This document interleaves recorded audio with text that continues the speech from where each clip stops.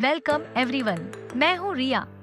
Guys, ये जो channel है, इस चैनल का कंसेप्ट प्रॉपर एनिमेटेड मूवीज को आप लोगों के सामने लाने का है।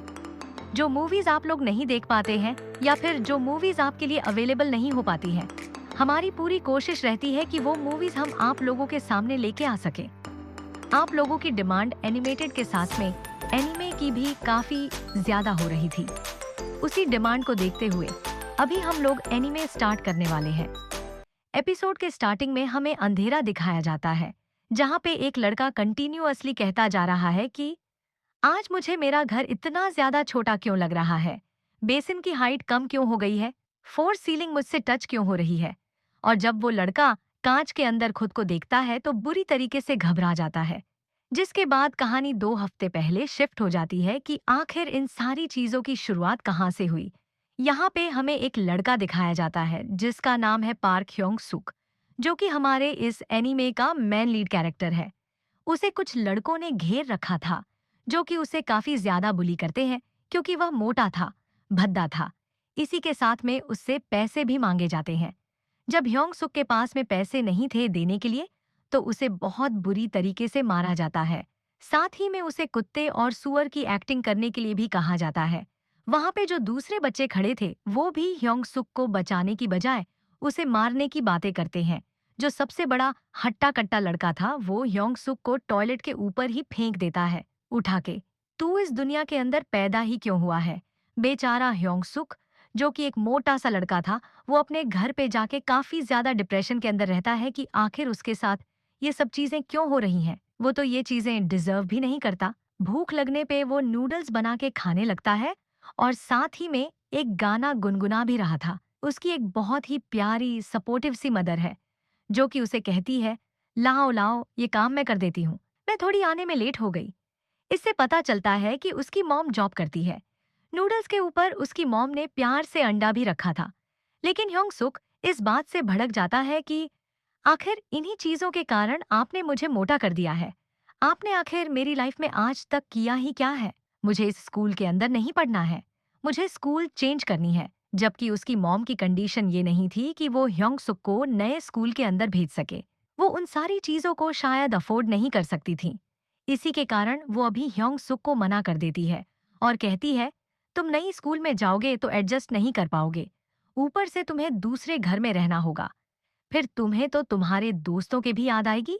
ह्योंग-सुक को जैसे ही दोस्तों का नाम लिया जाता है तो अपने क्लासरूम का सीन उसे याद आता है कि उसे तो कोई पसंद ही नहीं करता, बल्कि सब तो उसे मारते पीटते हैं। वो अपनी मॉम के ऊपर और ज्यादा भड़क जाता है और दीवार पे जोर से पंच मार के कहता है, आपने आखिर मेरी लाइफ में मेरे लिए कुछ भी नहीं किया है। और वो कमरे में सोने के लिए चला जाता है। अगले दिन स्कूल जाने पे वो एक लड़की से टकरा के नीचे गिर जाता है, जबकि गलती उस लड़की की थी क्योंकि उसका ध्यान फोन के अंदर था। बस फिर तो क्या, बेचारे ह्योंग सुक को फुटबॉल के ग्राउंड में ले आया जाता है और उसके बाद शर्त लगाई जाती है कि कौन मिलके उसके चेहरे पे एकदम सही सही किक लगाएगा। जो भी सही किक लगाएगा फेस पे, वो पैसे जीत जाएगा। जिस लड़के ने पहले ह्योंग सुक को मारा था उसके किक से ह्योंग सुक बच जाता है। इस चक्कर में वो भड़क जाता है और दूसरा लड़का ह्योंग सुक के बिल्कुल फेस पे मारता है। ह्योंग सुक बहुत बुरी तरीके से गिरता है और उसके बाद में वो बड़ा सा बल्कि लड़का आता है और ह्योंग सुक को कहता है, आखिर तू मेरे शॉट से बचा कैसे, अब तो तुझे मुझसे पिटना ही होगा। और वो ह्योंग सुक के पेट में बहुत जबरदस्त वाला पंच मारता है। ह्योंग सुक नीचे गिर जाता है। उसके अंदर हिम्मत तक भी नहीं थी उठने की। और बाय चांस इसी वक्त ह्योंग सुक की मदर यहाँ पे पहुंच जाती है। सारे बच्चों को तो लगता है कि ह्योंग सुक तो अपनी मॉम से शिकायत करके आया है, इसी के कारण उसकी मॉम यहाँ पे पहुंच गई। ह्योंग सुक की मॉम उस बड़े से लड़के को डांटती है, तुम्हें शर्म नहीं आती कि आखिर तुम मेरे बेटे के साथ क्या कर रहे हो। अब ये सारी चीजें तो ह्योंग सुक को और ज्यादा शर्मिंदा कर रही थीं। वो इतना ज्यादा शेमलेस फील करता है कि अपनी मॉम को इन सारे बच्चों के सामने डांट देता है, मॉम आप यहाँ से चली जाइए। बेचारी उसकी मॉम भी इमोशनल हो जाती कि वो तो बस अपने बेटे के लिए लड़ रही थी। ह्योंग सुक को कहीं ना कहीं इस बात का रियलाइजेशन था कि उसने अपनी मॉम के ऊपर गलत ही चिल्लाया। वो अपनी मॉम से माफी मांगता है। तब ह्योंग सुक की मॉम बताती, मैं तो तुम्हारे स्कूल के अंदर ट्रांसफर की बात करने के लिए आई थी ताकि तुम किसी दूसरे स्कूल में जा सको। ह्योंग सुक ये जब बातें सुनता है तो अंदर ही अंदर काफी ज्यादा गिल्ट में आ जाता है कि बेचारी उसकी मॉम तो उसे हेल्प करने की सारी कोशिश ही कर रही है, लेकिन अब ह्योंग सुक को अकेला रहना पड़ेगा। नया घर, अलग जगह, सब कुछ उसे खुद से ही करना पड़ेगा। लेकिन ह्योंग-सुक इन चीजों के लिए रेडी था, क्योंकि उसे उन बच्चों के साथ में नहीं पढ़ना था। अब ह्योंग-सुक अपने घर को ढूंढता है, जो कि काफी ज्यादा छोटा था, टाइनी था। लेकिन फिर भी ह्योंग-सुक उस घर में रहने के लिए तैयार था। ये एक नई जगह थी, नया शहर था, नई टेक्नोलॉजी थी। काफी सारे नए-नए बच्चे भी थे। इन सब चीजों को देख के ह्योंग-सुक सोचता है कि शायद अब उसे नई लाइफ स्टार्ट करनी चाहिए। वो वापस से एक लड़की से टकरा जाता है। ह्योंग-सुक को लगता है कि शायद उसे फिर से माफी मांगनी चाहिए, लेकिन इस बार चीजें बिल्कुल बदली हुई थीं। वो लड़की आगे होके ह्योंग-सुक से माफी मांगती है। ह्योंग-सुक बड़ा खुश हो जाता है कि यहाँ पे तो चीजें बदली हुई हैं। अब तो मुझे शायद इनसे दोस्ती करनी चाहिए। इसी के कारण वो खड़ा होता है और गलती से थोड़ी स्टाइल मार देता है। इतनी ही देर में इस लड़की का फ्रेंड, जिसका नाम जिन सॉन्ग होता है, वो आ जाता है, जो कि ह्योंग सुक को कहता है, तू आखिर हंस क्यों रहा है? ह्योंग सुक कहता है, नहीं नहीं, मैं हंस नहीं रहा। ह्योंग सुक बात संभालने की कोशिश करता है और किम सू कहता है, आप लोग मेरे साथ कॉफी पीने चलेंगे। जिसके बाद तो जिन सॉन्ग को भयंकर गुस्सा आ जाता है और वो ह्योंग सुक को फिर से बहुत बुरी तरीके से मारता है। इतनी बुरी तरीके से कि उसके नाक से खून निकलने लग जाता है और इस चीज की वीडियो सब लोग बना लेते हैं और ऊपर से वायरल भी हो जाती है कि देखो कैसा मोटा सा भद्दा लड़का पिट रहा है। अगर ये स्कूल के अंदर आ जाए तो इसके तो पिट पिट के बीन बैग बना देना चाहिए।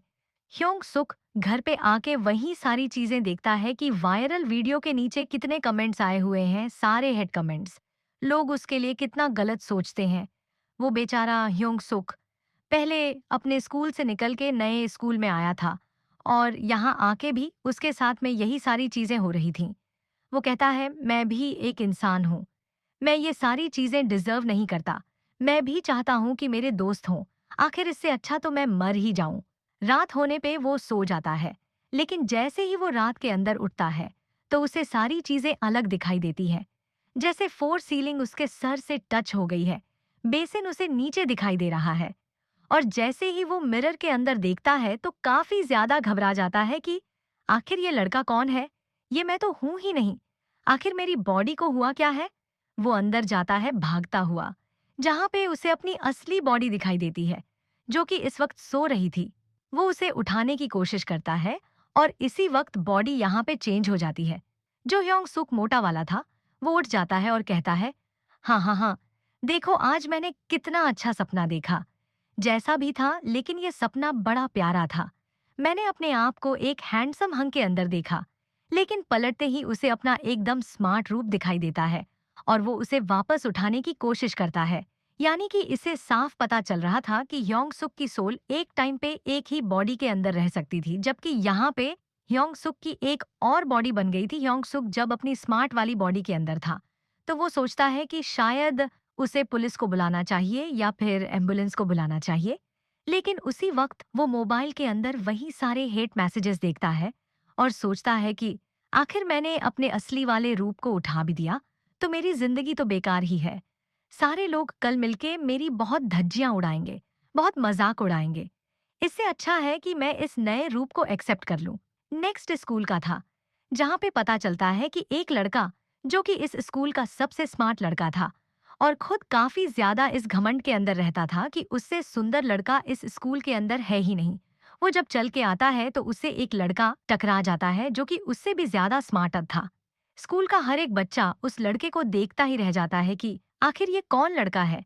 ये लड़का और कोई नहीं बल्कि ह्योंग सुक था। हर एक लड़की उसे देख के पागल हो रही थी। इवन लड़के भी सोच रहे थे कि हमने आज से पहले इसे कभी नहीं देखा। तभी क्लासरूम के अंदर सारे बच्चों के सामने सर एक लड़के को इंट्रोड्यूस करते हैं, जिन सॉन्ग।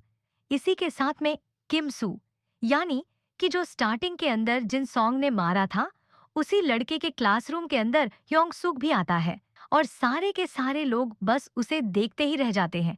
और इसी के साथ गाइस, ये फर्स्ट एपिसोड यहीं पे खत्म हो जाता है। तो आखिर अब ह्योंग सुक इस बॉडी के अंदर आके क्या क्या करे, ये सारी चीजें तो हमें आगे आने वाले एपिसोड्स में पता चलेंगी। तो चलिए फिर मिलते हैं आप सभी लोगों से नेक्स्ट एपिसोड में। तब तक के लिए टाटा बाय बाय।